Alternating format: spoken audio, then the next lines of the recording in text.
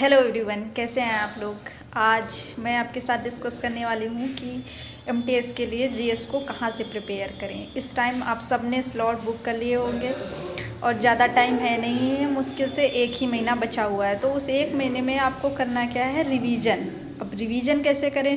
मान लो जिन्होंने पहले पढ़ रखा है तो उनके लिए तो आसान है, और पूरा रिवाइज़ नहीं हो पाता है कि हाँ पूरा रिवाइज़ कर ले। आप हिस्ट्री रिवाइज़ कर लीजिए, पॉलिटी रिवाइज़ कर लीजिए, साथ में करंट को पर डे आधा घंटा 1 घंटा जैसे उसको कंसिस्टेंटली करते रहिए। क्योंकि करंट अगर फंस गया तो सही, नहीं फंसा तो फिर भी हमारा लॉस तो होना नहीं है। कल एक करंट का क्वेश्चन आया था पुलित्ज़र पुरस्कार से संबंधित, जबकि मैंने पढ़ा था लेकिन मुझे याद ही नहीं आया, तो मैंने उसे लगाया ही नहीं, तुक्का लगाया नहीं था, मुझे बिल्कुल नहीं याद आया, जबकि मैंने करंट 2 बार पढ़ी थी। इसलिए कहते हैं कि करंट का कोई भरोसा नहीं है, इसलिए आप उसको स्मूथली 45 मिनट देते रहिए बस। बाकी आप पर डे रिवाइज करते रहिए। जीके ज़रूर रिवाइज कर लीजिए, क्योंकि अभी मेंस में देखा कि टीसीएस की तरीके इजी टू मॉडरेट आ रहा है पेपर, तो फिर ज़रूरी नहीं है कि टफ है। अब बात ये रहती है कि अगर आपकी टफ शिफ्ट है तो आपका नॉर्मलाइजेशन अच्छा होगा, अगर मॉडरेट है तो इस टाइम तो नंबर कट भी जा रहे हैं अगर इजी है तो। इसलिए जो भी करना है एक्यूरेसी के साथ करना। अगर आप 40 क्वेश्चन तक सही कर ले जाते हैं, 40 क्वेश्चन का मीन्स हो गया 120 नंबर, आप 120 या 120 के आसपास ला पा रहे हैं तो फिर आप रेस में समझिए, फिर आपका नॉर्मलाइजेशन पर डिपेंड करता है। और आपने फॉर्म फिल किया होगा तो सारे स्टेट फिल किए होंगे, तो जब सारे स्टेट फिल किए हैं तो उसमें आपको कहीं ना कहीं की कट ऑफ क्लियर हो ही जाएगी और आपको एक गवर्नमेंट जॉब मिल सकती है। पहली बात। अब बात करते हैं जीएस की।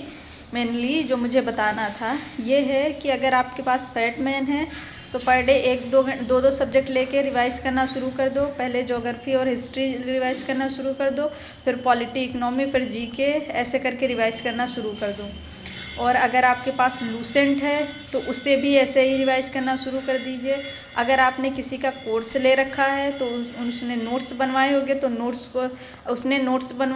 नोट्स को रिवाइज़ करना शुरू कर दो। जितना आप लोग रिवाइज़ करेंगे उतना ही बेटर होगा। और जीएस का कोई भरोसा नहीं है, इसमें नंबर आपके बनाएंगे इंग्लिश बनाएगी।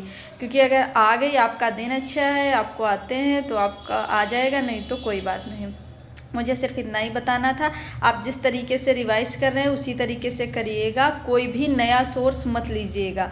जो पुराना सोर्स है आप यकीन करिए खुद के ऊपर और उस सोर्स के ऊपर, जिस टीचर से पढ़े उस टीचर के ऊपर भी यकीन करिए। 4 जगह भागिए मत, जो है उसे ही रिवाइज करते चलिए, ये आपका बेस्ट है।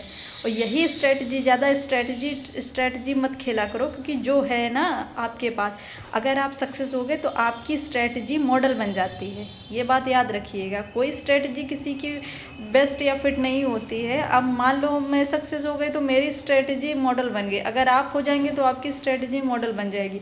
और सबके तरीके अलग अलग हैं, सबकी कमजोरियाँ अलग अलग हैं, सबकी क्षमताएँ अलग अलग हैं।